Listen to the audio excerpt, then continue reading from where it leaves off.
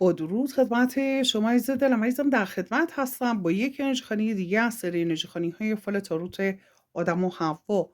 موضوع این لحظه انرژی خوانی ما این هستش که چه چیزهایی رو در موردت فهمیدن و چه مسائلی رو کنجکاوی میکنن بفهمن و در نهایت چی رو فهمیدن و چی میشه. بله، با نام خداوند و با یاری کائنات انشاءالله رو آغاز میکنیم. آمین که کائنات هر آنچه که پنهان هست بر شما عزیز دلم همکنون و در همین لحظه آشکار کنند. بله، در خصوص مسائل احساسی شما، خب خیلی دوست دارن سرک بکشن، دوست دارن یه چیزایی رو بفهمن. بله، و اینکه بله رقابت کردن رو داره نشون میده، رقیب داشتن، رقابت کردن. حالا انگار که کسایی که در مورد مسائل احساسی شما پرسجو میکنن یا حالت رقابت با شما دارن. دوست دارم و یه دکی دیگه بپرسم که این رقابتی که دارن در خصوص چی هست و در خصوص خبرهای مالی شما خیلی دوست دارن سر در بیارن. ولی ببینیم که آمین که کائنات هر آنچه که پنهان هست رو همکنون و در همین لحظه بر شما عزیز دلم آشکار کنه. آمین. ولی تعداد کارتای زیادی رو داد. این فرد که رقیب هستش، رقابت میکنه، چه جور رقیبی هستش؟ کی هست این فرد؟ آمین که کائنات هر آنچه که پنهان هست رو آشکار کنه. بله، در خصوص این فردی که با شما رقابت داره، یک رقیب رو داره نشون میده، یک رقیب احساسی رو داره نشون میده. فردی که خب از نظر احساسی با شما رقابت داره، ولی خب در اینجا چیزی که به نام این که مثلا این فرد به نفعش باشه این رقابت و چیزهایی که سرک میکشه بخواد بفهمه رو نشون نمیده دک جنیان. و از طرف دیگه این خبر مالی که متوجه شدن رو میخوایم بدونیم چی هستش. آمین که کائنات هر آنچه که پنهان هست رو آشکار کنه. آمین. بله، یک فرد سومی هستش که حالا در خصوص رقیب باشه، یک رقیب مالی رو داره بهش اشاره میکنه، یکی که از طریق در خصوص مسائل مالی با شما رقابت داره و در اینجا این فرد رو یک فرد احساسی، کسی که جام احساس به شما داده و گرفته رو داره نشون میده. انگار که یک طرف احساسی شما دارید که در خصوص مسائل مالی شما، حالا اگر خبرهایی به شما داده اون یه بحث دیگه است، ولی خب اینجا بیشتر داره روی این اشاره میکنه که این فرد دوست داره از مسائل مالی شما سر در بیاره. بله عزیز دلم، و این فرد احساسی هستش، داره کارت ها بهش اشاره میکنه. این که کائنات هر آنچه که پنهان هست رو آشکار کنه. مسئله دیگری که وجود داره، بله، روابط احساسی رو داره بهش اشاره میکنه، یک فرد احساسی رو. حالا اینکه اینا دو تا یا یکی هن از دو طرف، بله، هم کنجکاوی میکنه این فرد، همین که حالا با شما در ارتباط هست رو هم معنا میده. عزیز دلم کامنت کن بدونم این یکی یا دو تاست. فقط خیلی کنجکاو هستم روی مسئله. بله، راهکارهایی که پیدا کردید اوج گرفتن و از نظر فکری، انگار که یه فکری شما کردی که این فکر خیلی به نفع تموم شده و یک موفقیت رو داره بهش اشاره میکنه و یک خبری در خصوص مسئله‌ای که منتظرش هستی رو شما میخوای دریافت کنی و دیگران هم خیلی براشون جالب هستش که بدونن که آیا این مسئله به نفع شما تموم میشه بالاخره یا نه. ولی خب دیدگاه دیگران از نظر مالی و احساسی ضرر کردن شما رو داره نشون میده. اونا فکر میکنن که یا شما ضرر کردی یا دوست ندارن اصلا موفقیت شما رو بشنون، ترجیح میدن که بله، خدای نکرده ضرر رو بشنون، چون هم چیزهایی که شنیدن یا چیزهایی که استنباط کردن، فکر کردن، ضرر مالی و احساسی رو نشون میده، یا خدای نکرده بیماری از نظر روحی، جسمی، و یا ضرر، خرجی که کرده، یه پولی که از دست شما رفته. اگر این پول رفته از دستت عزیز دلم، یا هزینه خدای نکرده بیمارستانی چیزی شده، اون رو متوجه شدن. خیلی براشون جالب هستش که همه چی رو در مورد شما بدونن. در خصوص مسائل احساسی یا پنهانکاری های عشقی رو داره بهش اشاره میکنه و متوجه شدن این مسائلی که حالا سرک میکشن دوست دارن سر در بیارن شما رو خیلی عصبانی میکنه و خبر این که حالا یک نفر یه چیزی دیده یا شنیده پشت سرتون گفته رو خواهید شنید و خیلی عصبانی خواهید شد و اینجا داره نشون میده که این فرد و افراد فقط نگرانیشون این هستش که شما موفق نباشی و خوشحال میشن از اینکه متوجه میشن که شما ناراحت میشی به خاطر اینکه اینجا خودشیفته رو داره نشون میده. خودشیفته ها دوست دارن که همه بازنده باشن و خودشون موفق باشن، به خاطر همین انرژی رو که داره کائنات بهش اشاره میکنه انرژی هستش که خودشیفته ها رو داره نشون میده، خودشیفته رو. بله، ولی به هر جهت شما در خصوص اون خبر مالی که میاد حالا دیگران فکر میکنن به نفع شما نیست، شما دستاورد خواهی داشت عزیز دلم، شما موفق خواهی شد، ولی از طرز فکر اینها لذت نمیبری، راضی نیستی، خوشت نمیاد از این طرز فکری که این فرد یا افراد دارن. حروف اسمی که برای این فرد یا افرادی که اینطور فکر میکنن و دوست ندارن که شما موفق شید یا اینکه دوست دارن که ته دل شما رو خالی کنن به خاطر اینکه خیلی خودشون رو بالاتر میبینن، خودشون رو میخوان همش موفق ببینن، حروف اسمی این فرد یا افراد میتونه توش ه، ی، ب، ل، م، ز،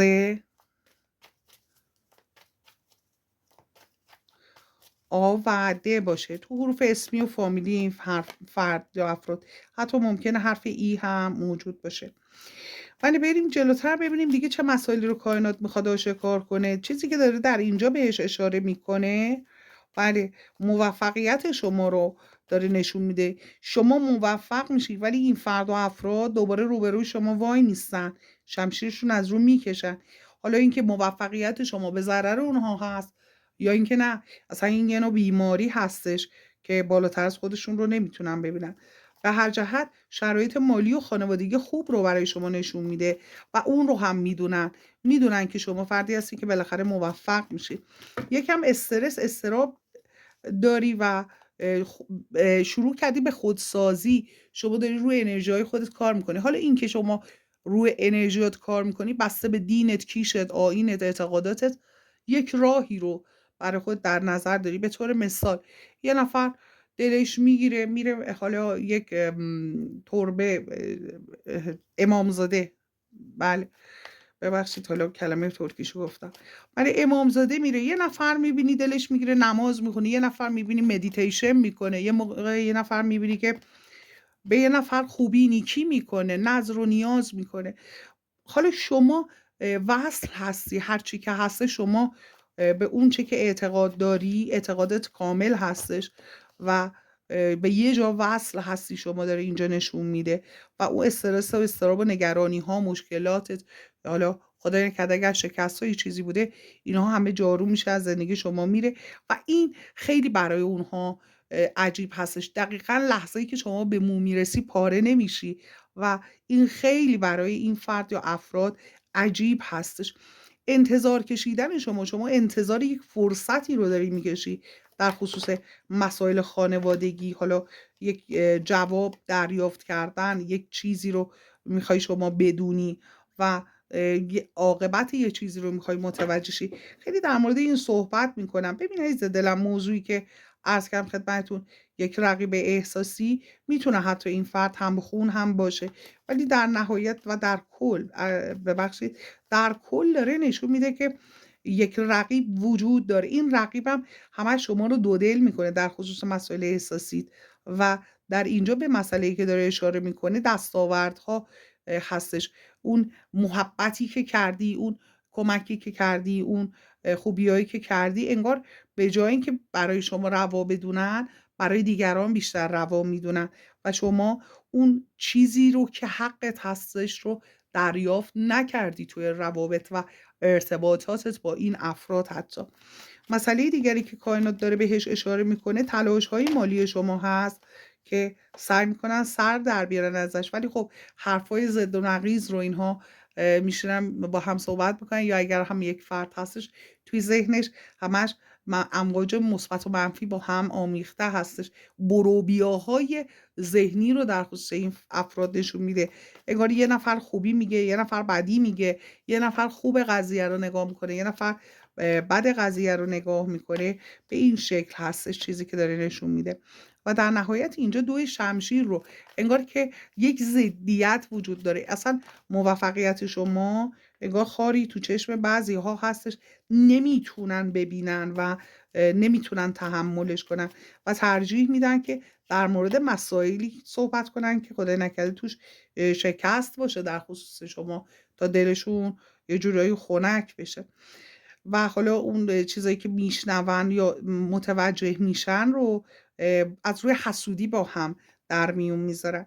اینکه شما نسبت به یه سری مسائل سرد شدی، دیگه اهمیت نمیدی، در مورد این مسئله خیلی دارن صحبت میکنن.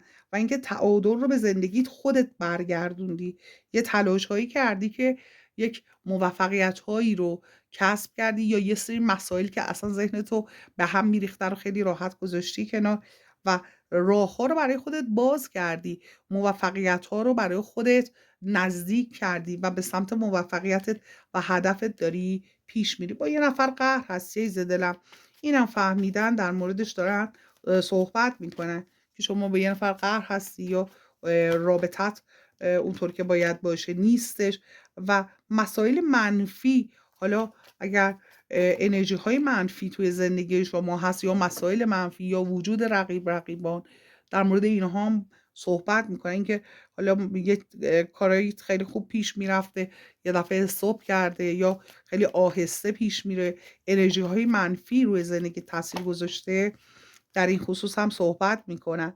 و اینکه شما یه سری تغییرات جدی به وجود آوردی در خصوص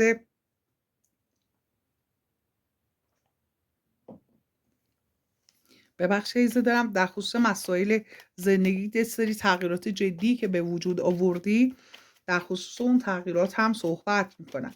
ببینیم کائنات چی میگه که بعد از دک جنیان بپرسیم که چه مسائل دیگری وجود داره که شما نمیدونی که حتی دیگران میدونن.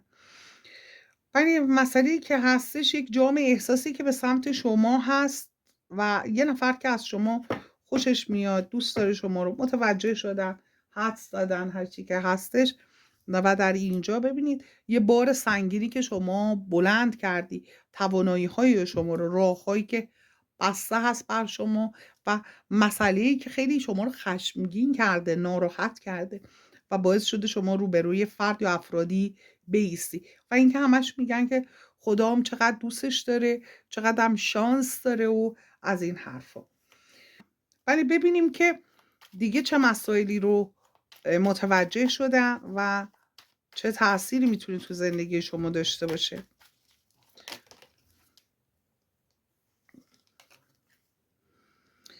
ولی در خصوص حالا یه سری مسائلی که رجوع میشه گفت بدبیاری هستش، در خصوص مسائلی که یک پولی رو شما از دست دادی، در مورد اون مسئله خیلی صحبت میکنن. حتی مسائلی که حتی مربوط به گذشته شما هست انقدر جذاب هستش که اینا بعدشون نمیاد در موردش صحبت کنن، وقت بذارن و ساعتها در موردش صحبت کنن، حتی سالها. مسئله دیگری که وجود داره در اینجا عزیز دلم، در خصوص مسئله‌ای که موفقیت‌های شما، هوشمندی شما و قدرت شما و اینکه یک نفر از شما حمایت میکنه، این فردی که از شما حمایت میکنه حتی اگر مخفیانه این کار میکنه، اینها متوجه شدن که از شما داره حمایت میشه. در خصوص مسئله‌ای که حالا خدای نکرده اگر احساس دست و پا بستگی میکنید، یه نفر راه‌ها رو برای شما بسته، یه نفر کاروبارتو بسته یا برات دردسر درست کرده، گیر انداخته، شما رو توی شرایط سختی قرار داده، در خصوص اون موضوع هم دارن صحبت میکنن. بله، یا حالا میتونه یه فرد احساسی باشه که اینها رو فهمیده. بله، و اینکه مشکلات در خصوص مسائل احساسی و حالا مسائل احساسی کلا، اونها رو هم همه رو بله در نظر دارن، حواسشون به همه چی شما هستش و اینکه شما به قدرت خواهی رسید در مورد مثلا یک موفقیت، یه چیزی که مخفی کردی، ولی خب از رفتار شما اینها متوجه یه مسائلی شدن و در اینجا اون مسئله هستش که عزیز دلم بی‌انصافی که در حق شما شده و در مورد اون هم با هم دارن صحبت میکنن، ولی خب در اینجا داره نشون میده که حالا شما با این فرد و افراد سعی کردی که همش حالت تعادل داشته باشه، حالت این که زیاد اینا رو به هم نریزی، کاری به کارشون نداشته باشه، ولی خب اینا با شما متاسفانه کار دارن. ولی تصمیمی که از رو ناپختگی، اگه به من میگفتش، یه نفر داره میگه اگه به من میگفت من بهش راهنمایی میکردم، ولی یه فرد جوانتر از شما میتونه حتی باشه، ولی خب میگه اگه به من میگفت من راهنماییش میکردم، این اشتباه کرده، در مورد این مسئله داره صحبت میکنه و کارت کائنات رو داره نشون میده. کائنات میگه که تمام اینها حتی هم اگر باشه، ولی خب برای شما یک موفقیت رو در نظر گرفته و یک دستاورد رو در نظر گرفته، یه چیزی اینجا به نفع شما خواهد بود و اینا هر چقدر بخوام پشت سر شما حرف بزنن بازم اتفاقهایی میفته که ناراحت میشن، یعنی که اونجوری که اونها میخوان پیش نمیره و کائنات در زندگی شما نقش داره و رشد شما رو داره بهش اشاره میکنه. موفقیت در خصوص همون مسئله احساسی که اینا دوست ندارن شما موفقیت داشته باشی، موفقیت داری. به خاطر اینکه ببینید بعضیا هستن مثل اینکه در اطراف شما اینکه خودشون موفق باشن، اینکه خودشون زندگی بهتر داشته باشن، اینکه خودشون رابطه بهتر داشته باشن، اینکه خودشون دوستای خوبی داشته باشن، اینکه خودشون شرایط احساسی و مالی بهتری رو داشته باشن رو دارن و چیزی که کائنات اینجا داره بهش اشاره میکنه و خیلی هم حائز اهمیت و مهم هستش، این هستش که این سقوط هایی که اونها برای شما میخوان معجزاتی در پی داره برای شما.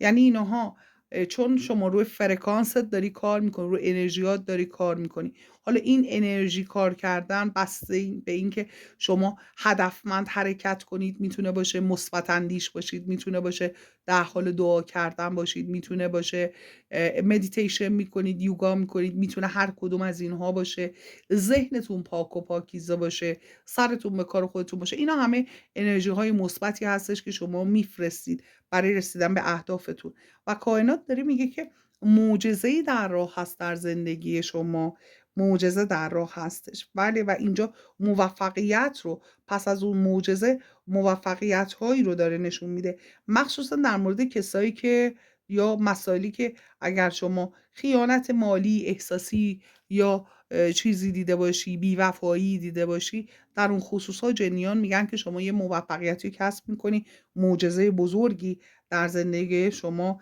در راه هستش. بعد در اینجا به مسئله دیگری که داره اشاره میکنه عزیز دلم، این که ممکن هست یه نفر تلفن شما رو چک کنه یا زندگی شما رو چک کنه، خیلی واضح هستش که احتمالش خیلی زیاد هستش. میگه که حتما دقت کن به خاطر اینکه یواشکی، ببین قایمکی، یواشکی اینها یه کارایی دارن میکنن، مخفیانه شما رو رصد میکنن، مخفیانه شما رو چک میکنن، مخفیانه میتونه تلفن شما رو یا از راه دور یا از راه نزدیک چک کنن و رفت آمدهای شما رو حتی زیر نظر داشته باشن.